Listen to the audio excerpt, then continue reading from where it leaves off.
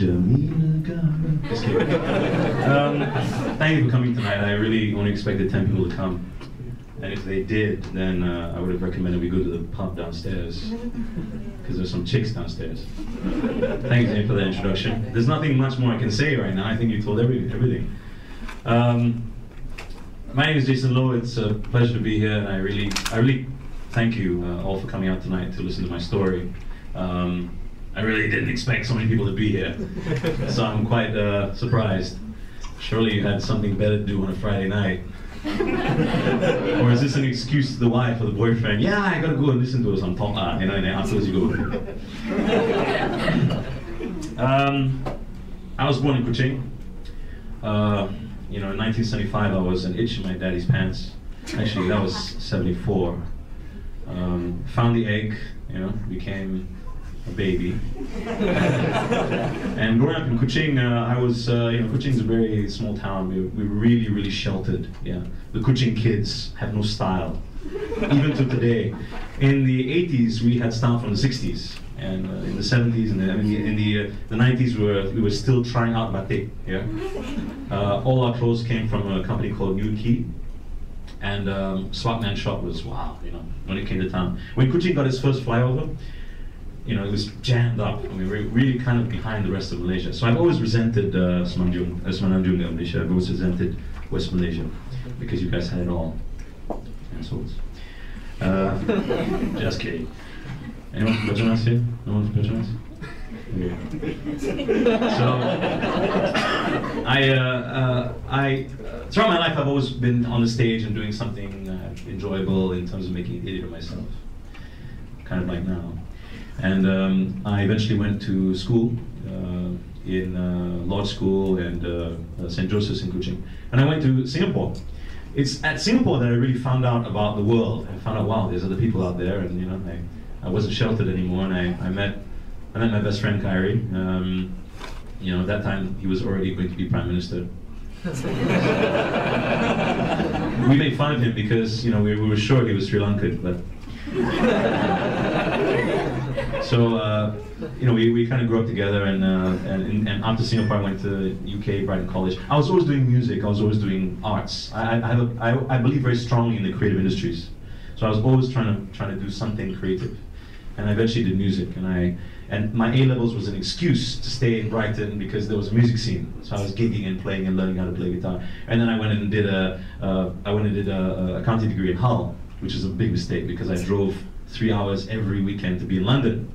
I don't know if any of you made that mistake. You thought, oh, England, yeah, I'll choose somewhere here. Yeah.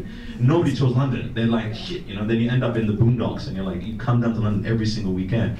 And then you get your intercity, student pass and all that. You have to really, really come down to London all the time. So I was coming down, I was gigging in Camden, I was trying to shop around for deals, recording deals. And that was tough, because I was a Malaysian kid, overseas. I was fat, and I was going and meeting people and trying to get a deal, and I was always getting rejected. Dear Mr. Lair, thank you very much for coming in here, but you're not solicited, and so I get a lot of rejection letters. I'm used to being rejected by women as well, many times, unfortunately. So I didn't get laid in university, yeah, unfortunately. But guys have this. So we actually got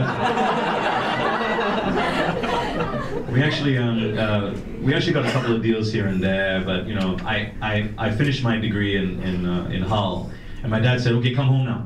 I said, Dad, I'm doing an MBA. Oh, good, MBA. Because of course my dad's Chinese, right? So Malaysians can only do, accounting, law, or medicine, or whatever. So if he says something MBA, he can tell his friends, my son in gay doing MBA. So I tried my very best to stay in UK as long as I could, like most Malaysians. So I was staying there. I was trying to do my music and all that. It was still pretty tough. We were doing the scene, Camden, no drugs, occasional pot. But I was never really into pot. It was really harsh. So I never really smoked. So everyone would be like, yeah, man, let's try it out. Like, so eventually I came back to Malaysia, and I went to a place called Synchro Sound Studios, which is a studio that was opened by Dato' Fendi Nawawi. He was the owner of NTV7 at that time. And I started to produce my album. Then I was signed up by EMI, and before you knew it, really when I released, I had this hit called Evening News. And it kind of threw me into the spotlight, which I was really quite unprepared for. All of a sudden, everyone, you know, I remember Jake Man at Hits was saying, it's the first gig I was going to play. It was at Planet Hollywood. He said, listen, tonight people will sing your song. And I was like, yeah, whatever. But even to get my song on radio was tough. I had to go to Hits and beg them. I've been begging. I'm a beggar, that's what I do. I've gone and begged Hotlink, begged Digi, begged to Cellcom, to do everything. Beg, beg, beg. And I even went to Hits and I begged Jake, man, can you please play my song? He said, yeah, bro, we'll play your song. Hey, dude. Oh, it's at 4 a.m. in the morning. I'll tell you what, I'll put it at 6 p.m. for you, just for today. I was like, oh, thank God, thank you, Jake, you know. And then I drive to Petronas, you know.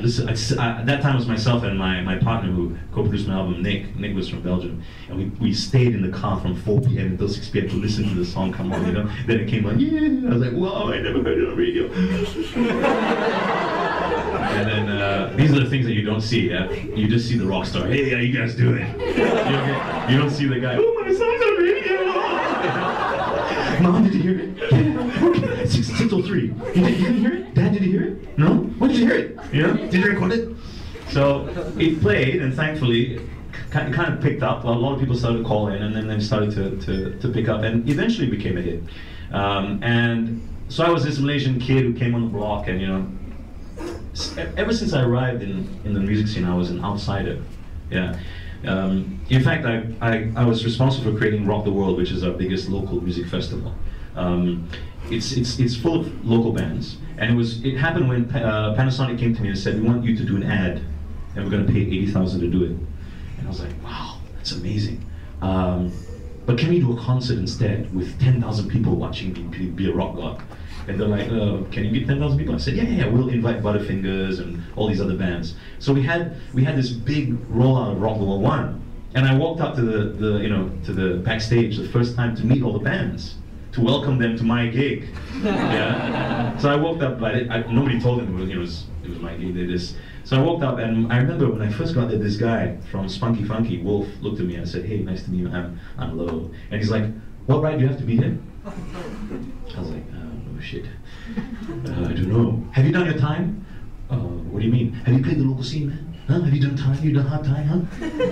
You're some guaylo coming in, thinking you walk into the scene, is it? No, man. Hey, okay, bro. Yeah, okay, chill. You know? So I always had a very tough time being accepted. I was the commercial act, you know.